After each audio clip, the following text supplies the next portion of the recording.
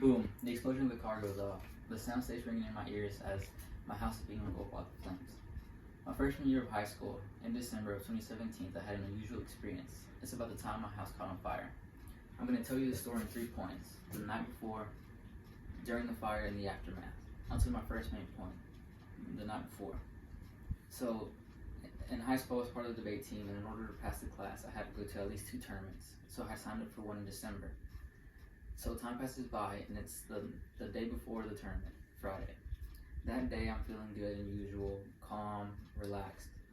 But once nighttime hits, which is time to go to sleep, I stay in my room laying down, looking at the ceiling, all dark, and realize that the tournament was coming up. So my hands start feeling sweaty, my stomach starts feeling queasy, my whole body starts burning up. I felt sick. So I start saying to myself, let there be something to stop me from going to the tournament.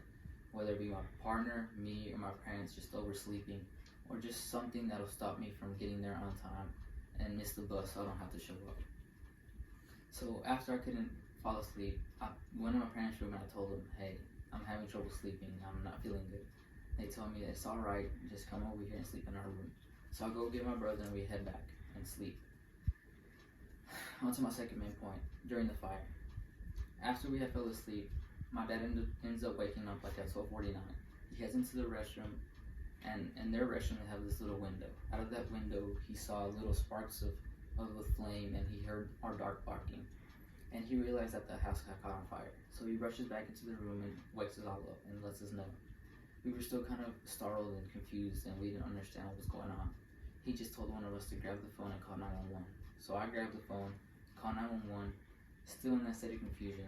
I tell them everything they need to know, where we were and everything, and that we needed help and we needed firefighters. After that call ended, it felt like an eternity until they came. Since we were all gathered in that room, it made the exit a lot easier. We were all together. All we had to do was cover our mouths because the house was full of smoke. Luckily for us, the house had barely just caught on fire, and we managed to wake up just in time. And we all exit out safely from the back door. We all head to the mailbox, and me and my dad stay there while my sister, my mom, and my brother head down the road. Me and my dad stay there watching as our house gets burned down to ashes and our cars blowing down. We also stay there when the firefighters actually arrive and extinguish all the fires, and we see the aftermath of what had happened. Which leads me on to the third point, the aftermath. After that whole incident happened, there was a feeling of relief that we had only lost all the materialistic things inside the house and not necessarily what we had as a bond of a family. That we all managed to get out of there safely and together, which was all that we needed to keep on going in life.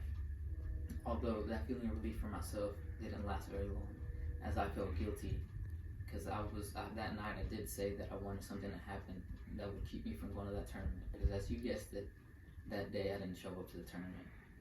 And that quickly went away because we had support from all family members, all friends, and everything. Our uncle let us stay at his house for a while until we got back on our feet.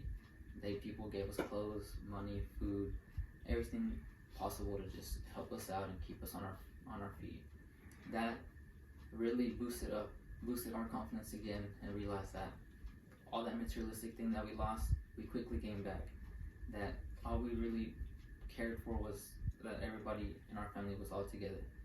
So at the very end, our life continued, not the usual, but it continued way better than what it was before. We managed to start back up and live life normally how we had. So in conclusion, I told you about the night that our house caught on fire, and I told you 3 points about the night before, during the fire, and the aftermath. So boom, the explosion of the car goes off, and the sound finally fades away from my ears.